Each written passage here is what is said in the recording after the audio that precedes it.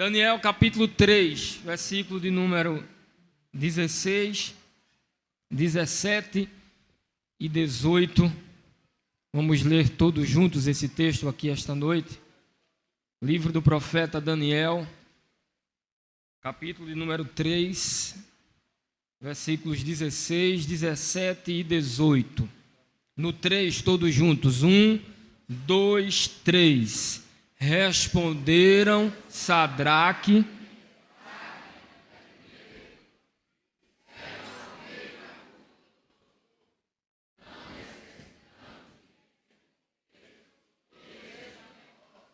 eis que o nosso Deus, a quem nós servimos, é que nos pode livrar. Ele nos livrará do forno de fogo ardente e da tua mão, ó rei. E se não, fica sabendo, ó rei, que não serviremos a teus deuses, nem adoraremos a estátua de ouro que levantaste. Quantos dizem amém, meus irmãos? Amém. Meus irmãos, sobre a fé em Deus no mundo secularista, eu quero falar esta noite. Dá para repetir isso comigo? Diga comigo. A fé em Deus. Bem forte. A fé em Deus. No mundo secularista. O secularismo é um dos princípios que vem regendo, acho que parou aqui o retorno, que vem regendo a vida do homem na pós-modernidade. E ser secular ou ser adepto do secularismo é praticar a ideia de pertencer somente a este mundo, ou pertencer somente a esta era, ou pertencer somente a este tempo. Em termos gerais, o secularismo envolve uma afirmação das realidades imanentes deste mundo, lado a lado com uma negação ou com uma exclusão das realidades transcendentes do outro mundo. O secularista, ele aceita as realidades deste mundo e nega o poder da influência do outro mundo ou do mundo espiritual neste. Olhe bem para cá. Para os secularistas, o mundo espiritual não serve para influenciar neste mundo. Na prática, o secularismo é o sistema que não assume a influência de Deus no destino ou na vida dos homens. Quem está me entendendo, diga amém. O secularista é aquele que diz não ter necessidade de Deus para viver. Enquanto o ateísta nega a existência de Deus, o secularista diz: Deus existe, mas eu não preciso dele para viver.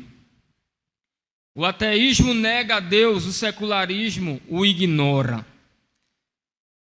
Quando olhamos para a história da humanidade, e essa história se confunde com a história bíblica, nós percebemos que o secularismo tem seus primórdios lá na antiguidade, e nós podemos ver raízes secularistas no livro de Gênesis, capítulo de número 11.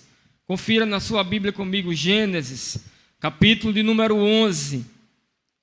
Diz o texto sagrado: e toda a terra era de uma mesma língua e de uma mesma fala.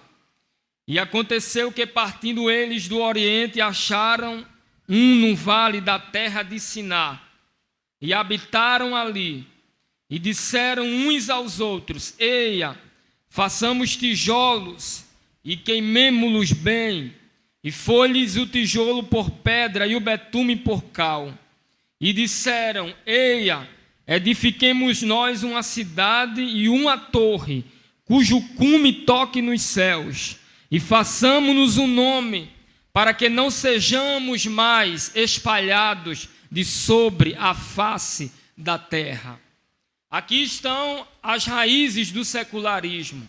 Aqui estão os primórdios da ideia de que Deus não influencia na vida humana, ou da ideia de que nós não precisamos de Deus para viver. Os homens acabavam de ser atingidos pelo dilúvio que o Senhor havia mandado à terra, julgando o pecado da humanidade. E diz a Bíblia que principalmente influenciado por um homem chamado Nimrod, decidiram construir uma torre. E esta torre é denominada pelos teólogos de Torre de Babel.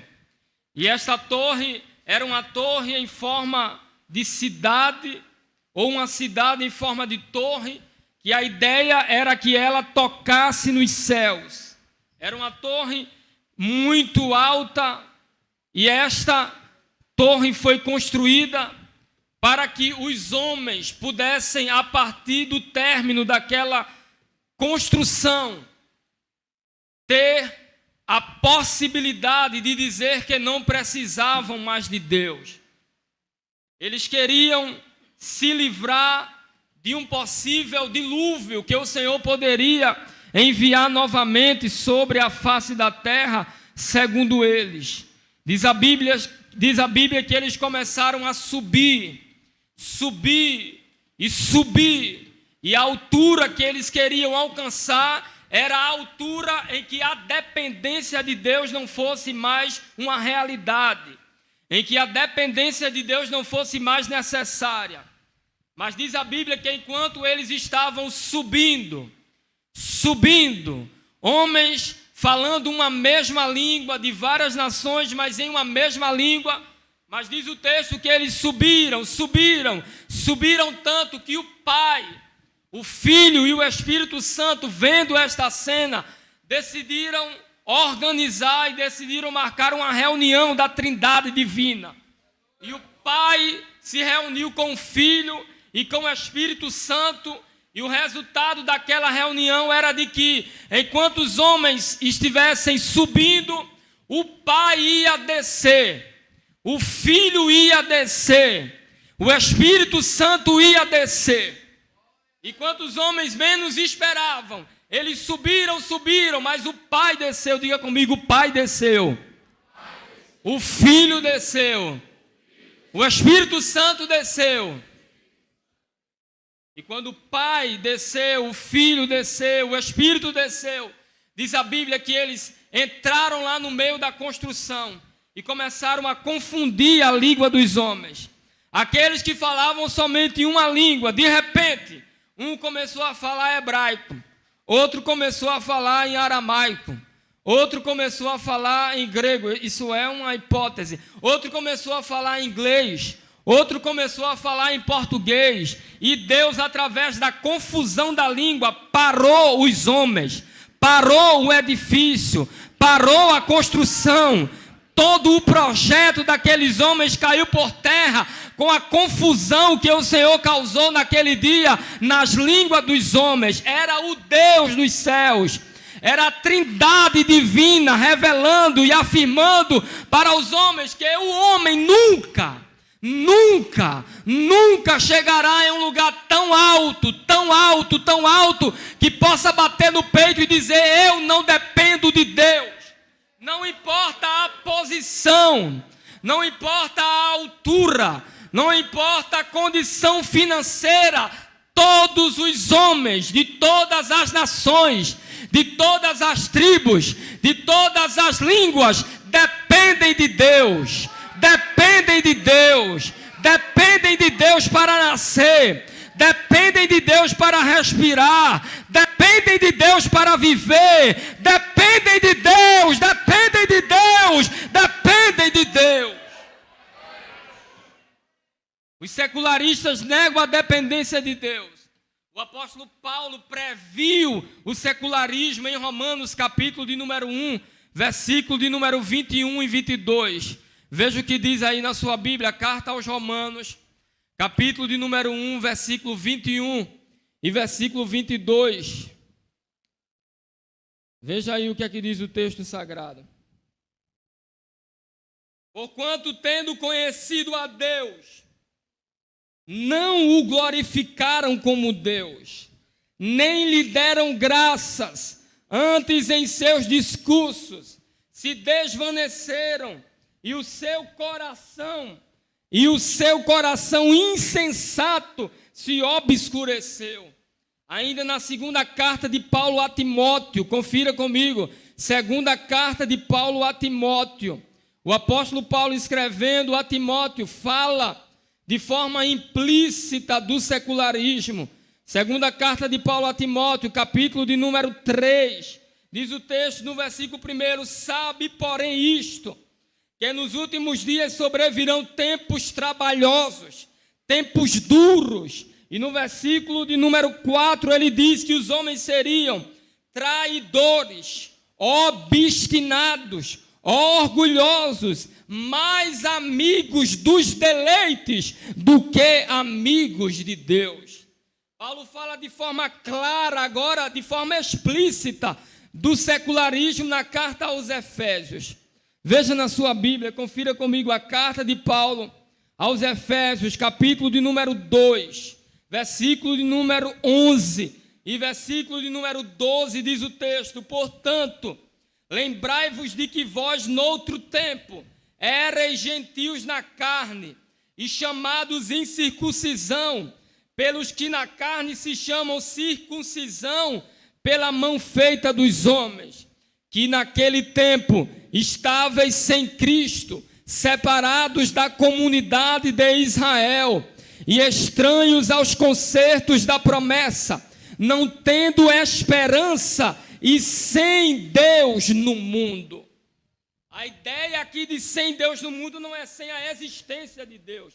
A ideia aqui é sem a influência de Deus. Quem diz amém, irmãos? Secularista é aquele que nega a ação de Deus em interferir em todas as áreas da nossa vida. O secularismo perigosamente dicotomiza a vida em vida sagrada e vida secular. Olha aqui para mim, isso é muito importante o que eu vou dizer agora. O secularista divide a vida em vida sagrada e vida secular. Assim, namoro, casamento, negócios, lazer e outras coisas pertencentes a esta vida fazem parte da vida secular. E nestes aspectos, nós não precisamos da opinião de Deus. Nós não precisamos dos conselhos de Deus, das estratégias de Deus. Nós precisamos de Deus enquanto estamos aqui, na vida religiosa. E eu resumiria na vida no templo, nos trabalhos religiosos. Eles dizem que nossas decisões podem ser tomadas sem a opinião de Deus. E assim eu vivo em paz, sem precisar da influência de Deus. Enganam-se os homens, enganam-se os jovens, enganam-se as pessoas que procuram encontrar a paz no secularismo. Deus é o Deus da vida secular e é o Deus da vida religiosa. E a Bíblia mostra que o secularismo nunca poderá trazer paz à humanidade, porque nada neste mundo pode ocupar o lugar de Deus. O romancista Dostoiévski disse: existe um vazio no homem que é do tamanho de Deus. Eu vou repetir isso aqui, que isso é muito bonito. Existe um vazio no homem e esse vazio é do tamanho de Deus. As drogas não ocupam este espaço. A cachaça não ocupa este espaço. O sexo não ocupa este espaço. O prazer não ocupa este espaço. Este espaço é do tamanho de Deus. Do tamanho de Deus. Do tamanho de Deus. E somente Ele pode ocupar este espaço. Quantos podem levantar uma mão e dar uma glória a esse Deus esta noite? O secularismo tem trazido e tem levado a juventude no Brasil e no mundo a uma crise. e uma crise profunda. E esses dias eu estava numa live com o pastor e eu aprendi com ele, e ele falando conosco lá, a gente aprendeu que o Brasil é o 5º país no mundo no que diz respeito à quantidade de jovens. O 5º país mais populoso na área juvenil é o Brasil. Em todo o mundo. No Ocidente, o Brasil é o país que tem mais jovens do mundo. E eu fiquei triste e preocupado quando eu fui olhar a situação dos jovens no Brasil. A situação dos jovens que são doutrinados nas faculdades, nas universidades e principalmente sobre o secularismo. A ideia não é mais propagar o ateísmo. A ideia não é mais negar a existência de Deus. Olha aqui para mim, jovens. A ideia é negar a influência de Deus em nossas vidas. A ideia é negar que Deus precisa interferir em nossas decisões, em nosso namoro, em nosso lazer, em nossos negócios. E sabe o que é que isso tem gerado? 2 em cada 3 presos no Brasil são jovens. 2 em cada 3 presos no Brasil são jovens. 1 em cada 2 desempregados no Brasil são jovens. E os jovens que estão empregados, a sua maioria, são aqueles empregos informais.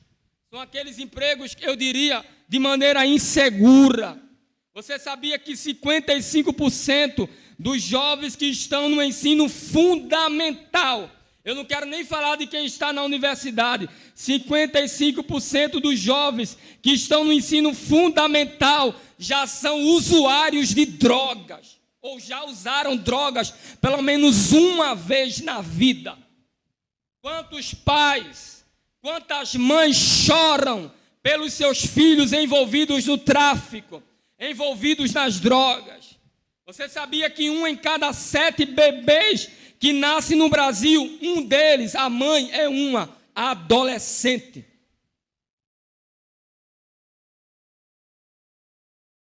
Você sabia que, segundo dados do Boletim Epidemiológico do Brasil, eles revelam que hoje no Brasil há um aumento de 65% das doenças sexualmente transmissíveis entre jovens de 15 a 19 anos e de 75% entre jovens de 20 a 24 anos.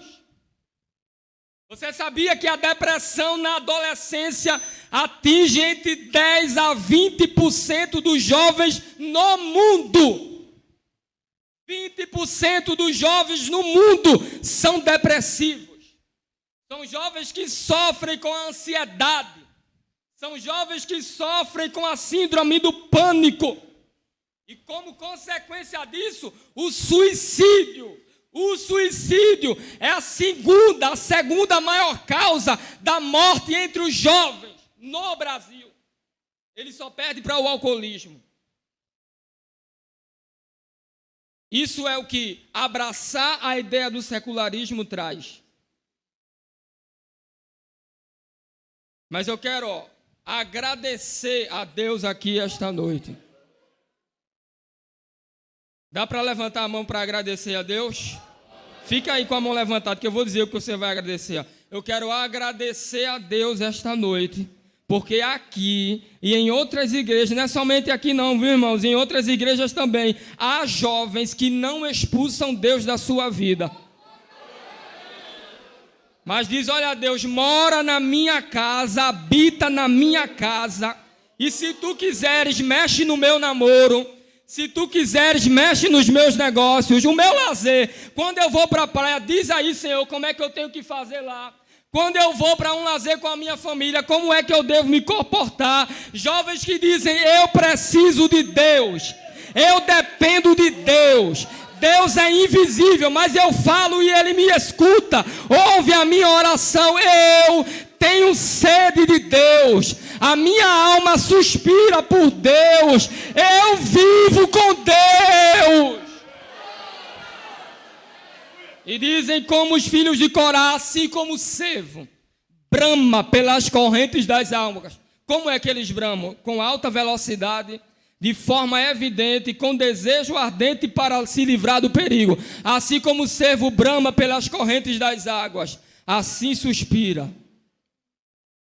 Assim suspira. Assim suspira. Assim suspira a minha alma por ti, ó Deus.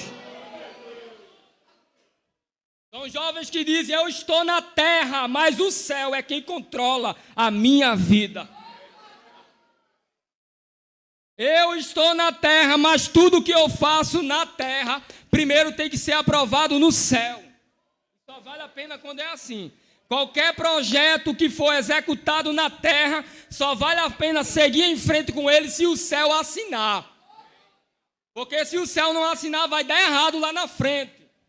Se o céu não assinar, vai quebrar a cara. Mas se já tem a aprovação do céu, vai avante. Vai em frente.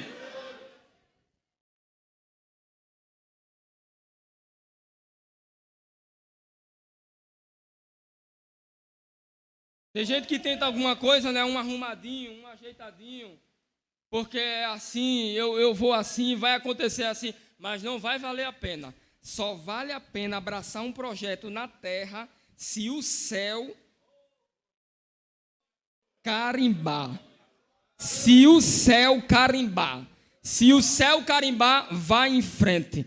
Porque quando o céu se envolve com a terra, o profeta ora e o azeite na botija é multiplicado. A farinha na panela é multiplicada. Oh, glória a Deus! Quando o céu se envolve com a terra, até urubu faz delivery para entregar cachorro quente ao profeta Elias lá no Ribeiro de Querite.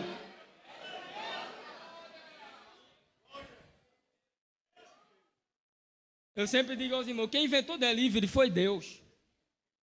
Tem gente que pensa que quem inventou delivery foi o rei lá na Itália, que pediu uma pizza e foram entregar ele lá. Mas quem primeiro fez delivery foi Elias. O que é delivery? Delivery, você está em casa, aí você não quer cozinhar, você não quer fazer nada, você quer que a comida chegue para você sem fazer nada. Você liga para o restaurante, né, ou para a lanchonete, eles preparam a comida chega pronta. E você só faz comer. Foi Elias. Elias estava no Ribeiro de Querite, precisava comer e se alimentar, não queria preparar comida, não tinha como preparar comida ali, ele ligava para Deus. Aí Deus chamava um mototáxi, que era o urubu, e dizia: leva lá. Leva lá, leva lá, leva lá, leva lá, cachorro quente para Elias, pão e carne para Elias.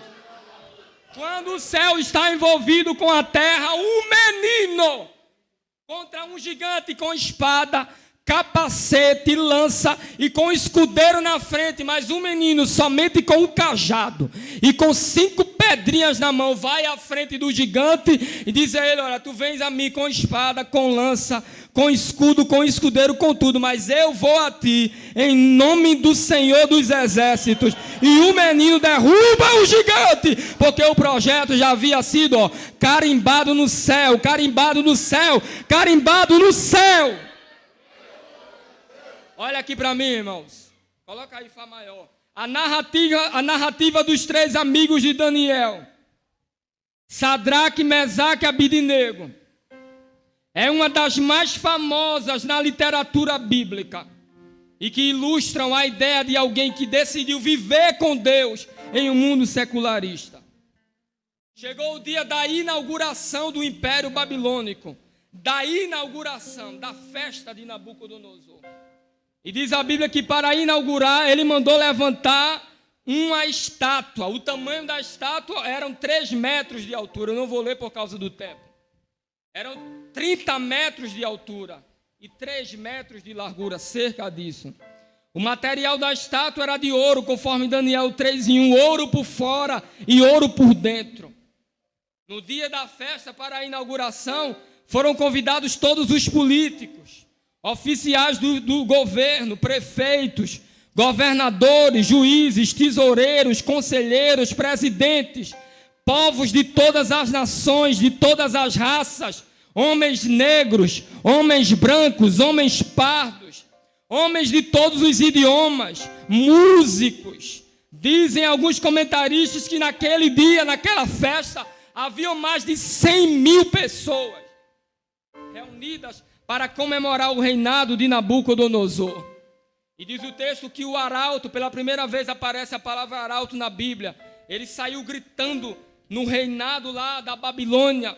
E a ordem era, quando ouvides, todo mundo sabe a história, né? Quando ouvides o som da buzina, quando ouvides o som da orquestra trocar, porque tudo que envolve as coisas do maligno, a música vem primeiro.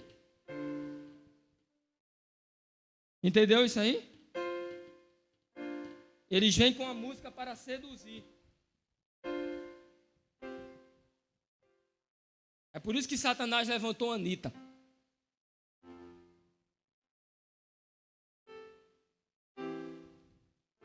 Mas jovem que vive com Deus, ele nem seguia a Anitta no Instagram, ele segue.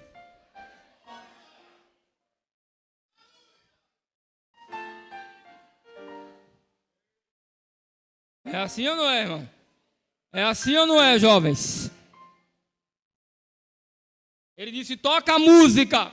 E quando a música tocar, todos devem se dobrar. Todos devem se curvar, olha aqui para mim, perante a estátua de Nabucodonosor. Diz a Bíblia que a música foi tocada. E quando a música começou a tocar, 100.000 pessoas, imagine, 100.000 pessoas. Dá para a gente ir lá para a Babilônia agora e ver essa cena?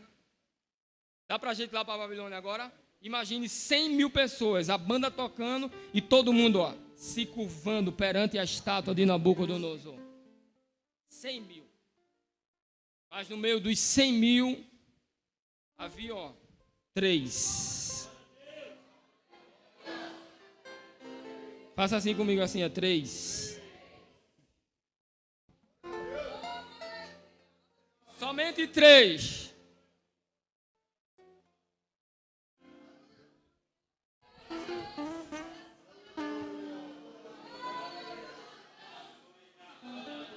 E quando os 3 não se dobraram, diz a Bíblia que eles foram levados à presença de Nabucodonosor.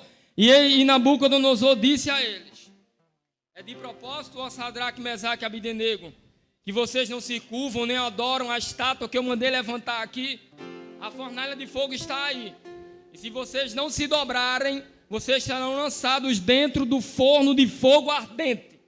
O que era a fornalha de fogo? Era um modo temível de punição e execução que esperava os desobedientes ao decreto do rei.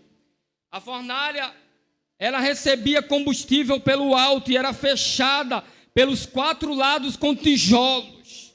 Execuções pelo fogo era algo comum entre os antigos. As pessoas eram lançadas dentro do forno de fogo por infligir uma ordem real. De um lado estava a fornalha. Olha aqui para mim. De um lado estava a fornalha e ficar e viver com Deus. Do outro lado estava a vida, a riqueza, a posição, o status, a família e o livramento. Tem gente que pensa que Sadraque, Mesaque e Abdenego não sofreram. Eles sofreram e muito, irmão. Eles sofreram e muito. A agonia mental que tomou conta da mente daqueles jovens. Imagine, não sei se alguém ali tinha esposa ou se tinha filhos, mas tinha pai, tinha mãe. Os pais ficariam, todo mundo ficariam. Mas diga uma coisa comigo aí, diga comigo. A coisa mais importante no mundo. Diga bem forte isso aqui, viu? Diga, a coisa mais importante no mundo não é viver, mas está com Deus.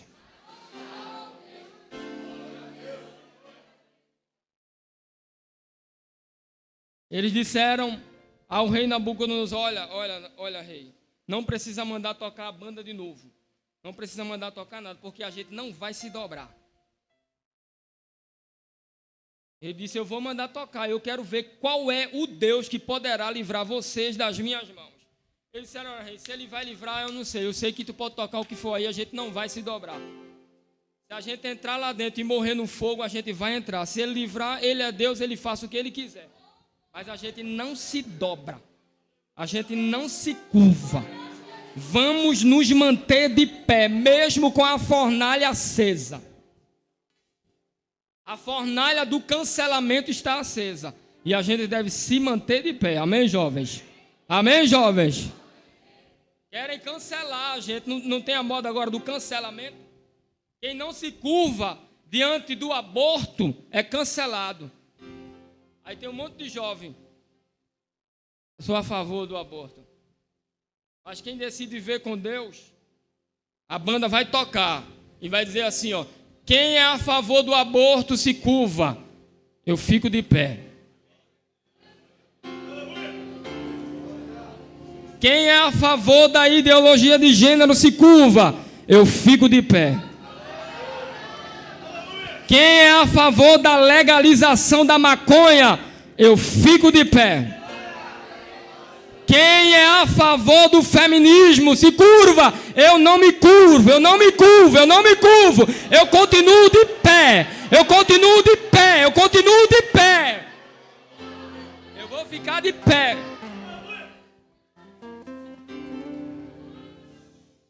Eu vou preso, mas eu continuo de pé. Está preparado para ir preso, mas continuar de pé? Está preparado? Quem está preparado isso aqui? Não brinque não, que isso aqui não é emoção não. Isso aqui não é emoção não. Mas está preparado para ser perseguido e se manter de pé? Ou quando o negócio apertar, você vai se curvar? Ou quando o negócio apertar, você vai se dobrar? Ou quando lá na faculdade quiserem te excluir do grupo, te excluir lá da sala, te excluir das conversas, você vai dizer: não, rapaz, eu sou a favor disso aí tudo, eu concordo com isso tudo. Não, eu vou me manter de pé, eu vou continuar de pé, eu não vou aceitar, eu não vou aceitar. O sangue pode dar na canela, Satanás pode explodir pelas costas, eu vou me manter de pé, eu vou me manter de pé.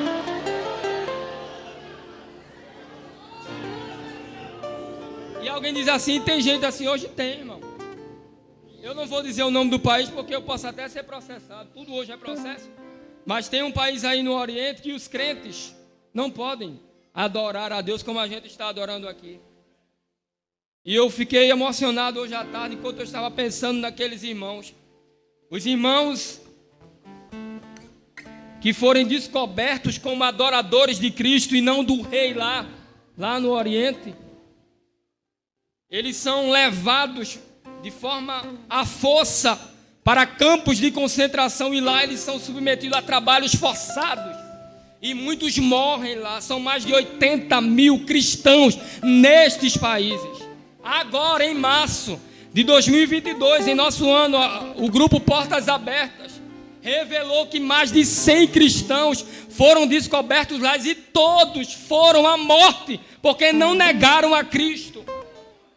As mulheres que são descobertas como cristãs são submetidas ao estupro, são violentadas sexualmente, nem as crianças escapam.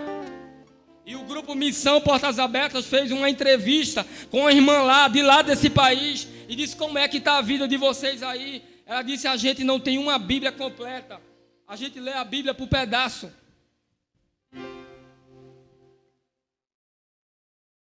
Os nossos cultos são debaixo da terra, as igrejas são subterrâneas. E pasmem, a irmã disse assim a um entrevistador, disse: olha, nós não temos liberdade na Coreia, mas temos liberdade em Cristo. Vou dizer de novo, não ia dizer o país, mas agora eu já disse. Ela olhou para um entrevistador e disse assim: olha, nós não temos liberdade na Coreia, mas em Cristo nós somos livres. Dá para dar uma glória a Deus por isso aí, irmão? Dá para dar uma glória a Deus por isso aí, irmão?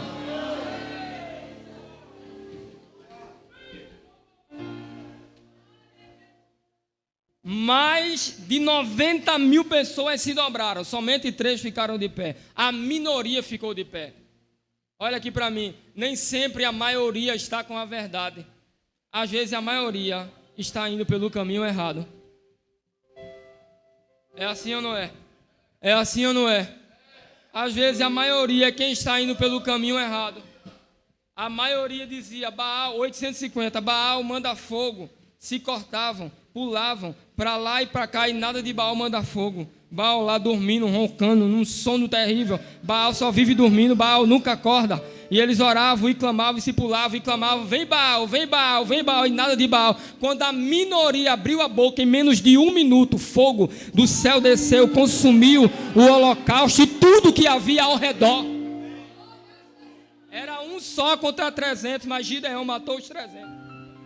Era um anjo só, e 185 mil soldados, numa grande batalha. No final, o placar foi 185 mil para Deus e 0 para Senaqueribe. Era um profeta só contra 400 profetas comprados por Jezabel e por Acabe, mas foi a palavra de Micaías que se cumpriu. Foi a palavra que saiu da boca do profeta de Deus que aconteceu. A minoria não se dobrou. E Nabucodonosor disse: aqueçam a fornalha 7 vezes mais. E Joséfo diz que aquecer 7 vezes mais era convocar os 7 principais demônios que havia na Babilônia para infernizarem quem entrasse lá dentro. Não teve problema. Então, a gente entra mesmo assim. E eles entraram. Vamos lá para a Babilônia. Eles entrando, ó, dentro da fornalha. Dentro da fornalha. Quando eles entraram lá dentro, diga comigo, o quarto homem estava lá dentro.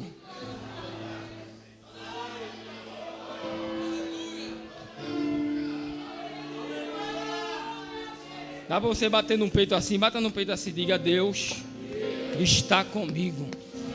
Isso é que é orgulho, irmão.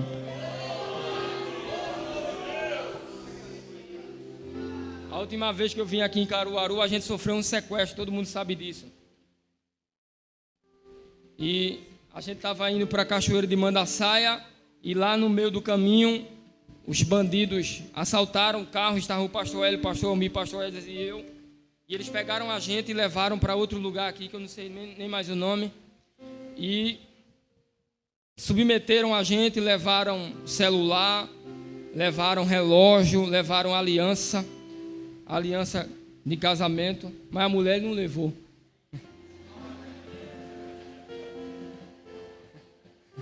Que é o mais importante.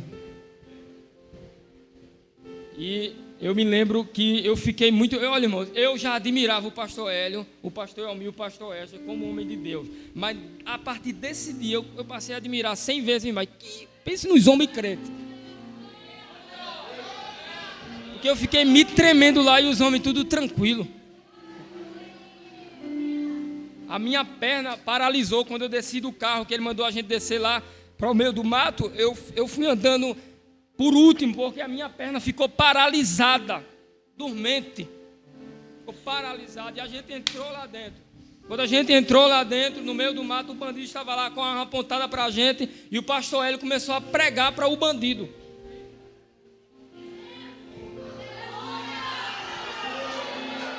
O pastor Hélio começou a falar a palavra de Deus para o bandido e eu fiquei preocupado com cada palavra que o pastor Hélio dizia. Porque o pastor olhou para ele assim e disse assim: olha, se nós 4 aqui morrer, a gente morre, mas morre salvo. Eu disse: meu Deus.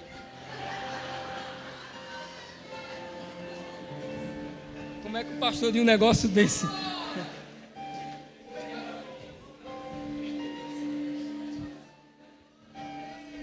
Ele disse: agora tu, se um dia tu for assaltar alguém e tu morrer, a história é outra. Eu disse: meu Jesus. Aí o ladrão, não foi a gente que disse, o ladrão olhou para a gente e disse assim: olha, ninguém vai tocar na vida de vocês. Sabe por quê? Sabe por que ninguém vai tocar na vida de vocês? Porque eu nunca fiz uma parada, ele usa essa expressão, eu nunca fiz uma parada em que eu sentisse uma presença, uma paz tão grande como eu estou sentindo aqui agora. Oh, glória a Deus!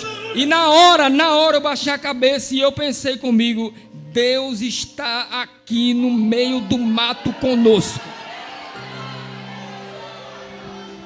Oh, glória a Deus! E a gente lá no meio do mato, de repente o pastor me puxou um hino.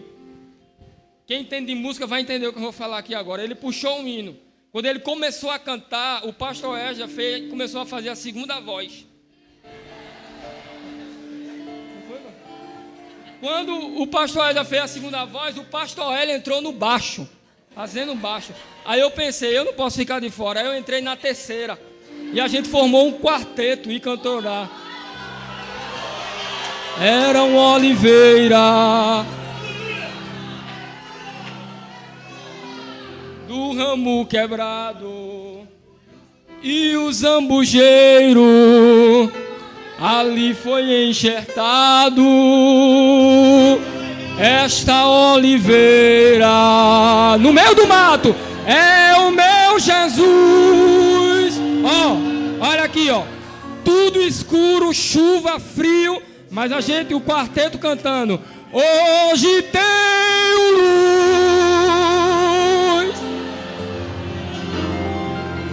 Era mahachoro como na machéria.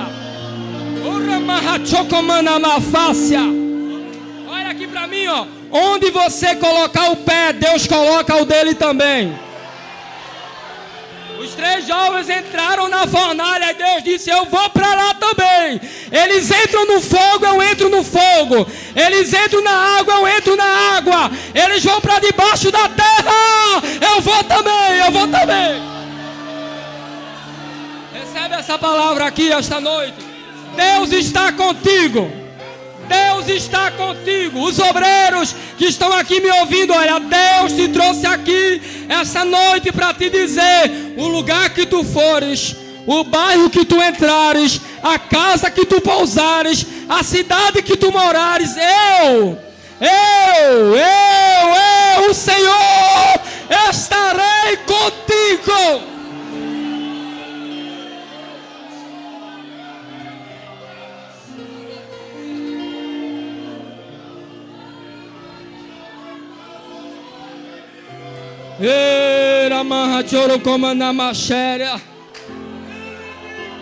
Feche os seus olhos para receber uma graça especial que está descendo sobre a igreja aqui em Caruaru esta noite. Deus está aqui agora. Fazei neste vale muitas covas.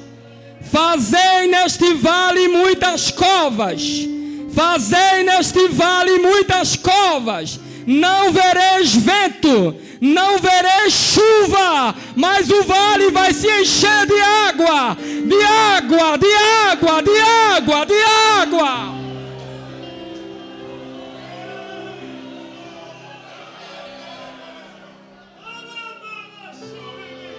Está preparado para ver um reboliço de Deus aqui nesta igreja?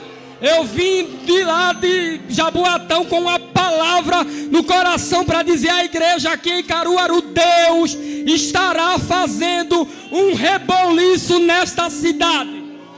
Deus vai começar a balançar quem está parado. Não vai aguentar, não vai aguentar, vai se levantar. Quem está deitado vai se colocar de pé.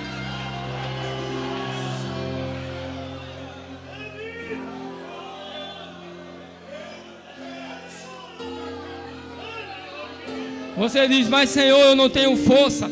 Mas Senhor, eu não tenho força. E Deus está dizendo a você: a partir deste congresso,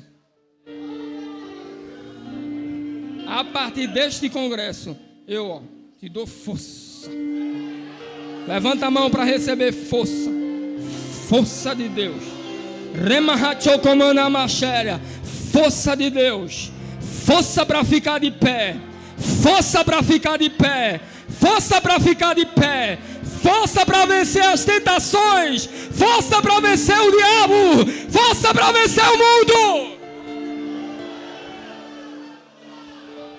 Olha aqui, irmãos, ó. Olha aqui para mim. Pode continuar aí. Amarraram os 3 jovens, jogaram eles lá dentro. Mas diz a Bíblia que quando Nabucodonosor foi na porta da fornalha, que ele olhou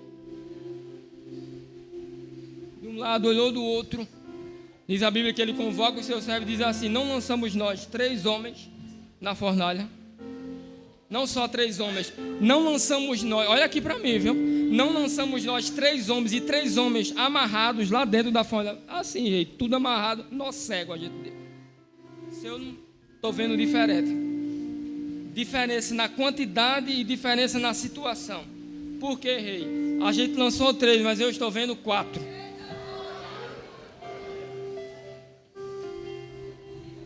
E ninguém está amarrado. Diga comigo, ninguém está amarrado.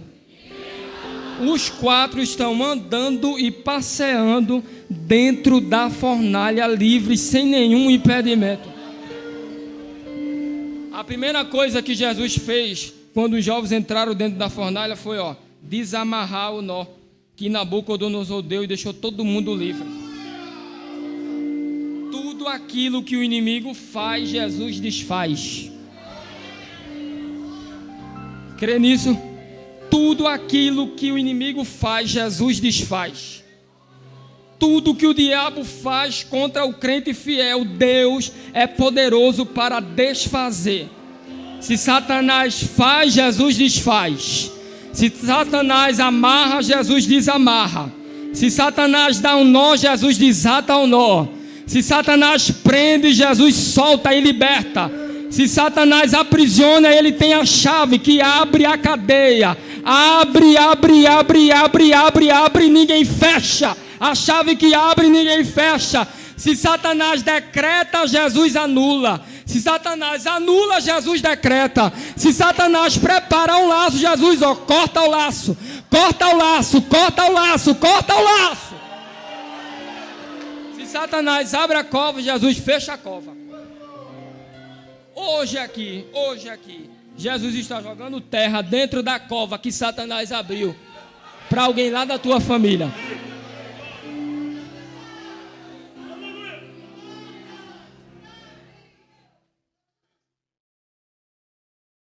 Deu para entender isso aqui que eu disse, irmão?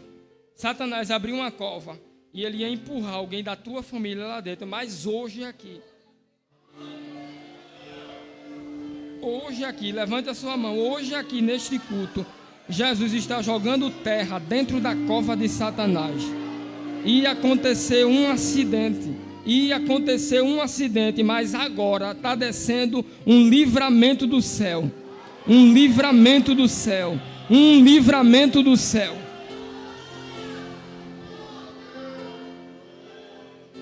Além de desfazer o que Satanás fez, diz a Bíblia, que ele começou com os 3 jovens, andar no meio do fogo. Porque Jesus gosta de movimento. É que nem Vitor. Jesus gosta de movimento. A Bíblia diz que ele começou a andar. E não foi andar na beirada, foi andar no meio. Porque o negócio dele é no meio. A árvore da vida está onde? No meio do jardim. E ninguém podia ter acesso, mas Jesus tem acesso à árvore da vida. Jesus foi crucificado no meio, João 19, 18. Quando ele ressuscitou, em João 20 e 29, ele apareceu no meio para os seus discípulos. Em Mateus 18 e 20, ele disse, onde estiverem 2 ou 3 reunidos em meu nome, eu estarei no meio.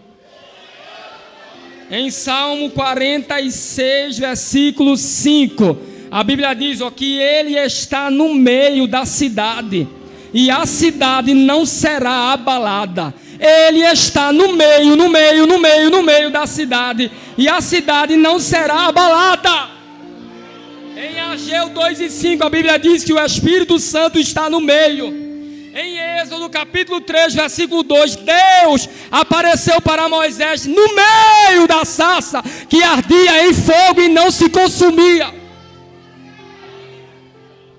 Em Apocalipse capítulo 5, João olhou para o céu e viu um livro selado com 7 selos. Ele olhou para o céu, olhou para a terra, olhou para debaixo da terra e não viu ninguém digno de abrir o livro e desatar os seus 7 selos. Enquanto ele chorava, um dos anciãos voou para ele e disse, João, não temas, João, não chores. Eis aqui o leão da tribo de Judá, A raiz de Davi que venceu para abrir o livro e desatar os seus 7 selos. Lá João disse que olhou. Cadê o leão? Ele se olhou. Quando ele olhou, estava lá no meio do trono, no meio dos anciãos, um cordeiro, como havia sido morto. E lá no meio do trono, os anjos e os homens se curvavam perante ele e diziam: digno é o cordeiro, digno é o cordeiro, digno é o cordeiro de receber honra, de receber glória, de receber força e poder. Ele começou a andar no meio lá da fornalha. Nabucodonosor mandou chamar os 3 para fora e os 3 saíram. Quando saíram, a roupa não estava queimada, a pele não estava queimada, o cabelo não estava queimado e nem cheiro de fogo eles tinham, diz a Bíblia. Se a Bíblia diz que não tinha cheiro de fogo, é porque alguém cheirou. É ou não é? Alguém chegou perto assim e disse: nem cheiro de fumaça eles estão sentindo. Nem cheiro de fogo tem neles. Nem cheiro de fogo tem neles. Os 3 saíram livres e ilesos, e ao serem livrados foram honrados por Nabucodonosor. A cova não matou Daniel. A fornalha não matou os 3 jovens. A fornalha promoveu os 3 jovens. Engana-se, olha aqui, jovens, principalmente você. Engana-se quem pensa que se a gente se dobrar diante dessas ideologias, a gente vai perder. A gente vai ganhar. Estão preparados para se abraçarem esta palavra? Olha aqui para mim, ó. Se vocês abraçarem esta palavra, confiarem nesta palavra, se mantiverem fiéis a Deus, guardar a fé, vencer o mundo pela fé, Deus vai fazer com que vocês prosperem mais do que qualquer outro jovem na cidade de Caruaru. Vocês creem nisso? Se vocês creem, levanta a mão e dá uma glória.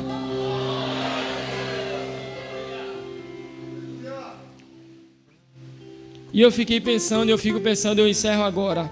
E o 4º homem? Os 3 jovens saíram e o 4º homem? Ficou aonde? Ficou aonde o 4º homem? O 4º homem disse aos 3: vão lá para fora, eu vou ficar aqui porque eu gosto de fogo.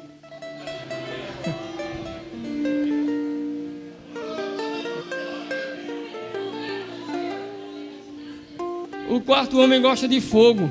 Se vão para lá vocês, eu vou ficar aqui, ó, no fogo, andando, passeando, comemorando aqui a vitória de vocês no meio do fogo. No meio do fogo. Ele apareceu para Abraão numa tocha de fogo. Ele fez chover fogo em Sodoma e Gomorra. Ele apareceu para Moisés no meio da sarça pegando fogo. Ele ia diante de Israel numa coluna de fogo. Quando Deus desceu no monte Sinai, o monte pegou fogo. Quando Elias orou, o Senhor mandou fogo. Elias era tão crente que ele foi arrebatado no carro de fogo, com cavalos de fogo. Deus abriu os olhos de Geazi e ele viu carros e cavalos de fogo. Quando Salomão orou, mais de 1000 sacrifícios foram queimados por um fogo que desceu do céu. Um dia Ezequiel estava em casa e na sala da sua casa, numa reunião, ele viu, quando de repente um homem apareceu no meio da sala. E o homem aqui, ó, do ventre para cima estava pegando fogo, e do ventre para baixo estava com cor de ambá, cor de fogo. E o homem pegou Ezequiel pelos cachos da cabeça e deu uma volta na terra com Ezequiel. Ezequiel sendo movido, sendo movimentado pelo homem de fogo na terra. Eu quero dizer a vocês aqui, jovens, e toda a igreja que está aqui, que Deus gosta de fogo. E a perseguição vai aumentar, mas o fogo do céu não vai parar.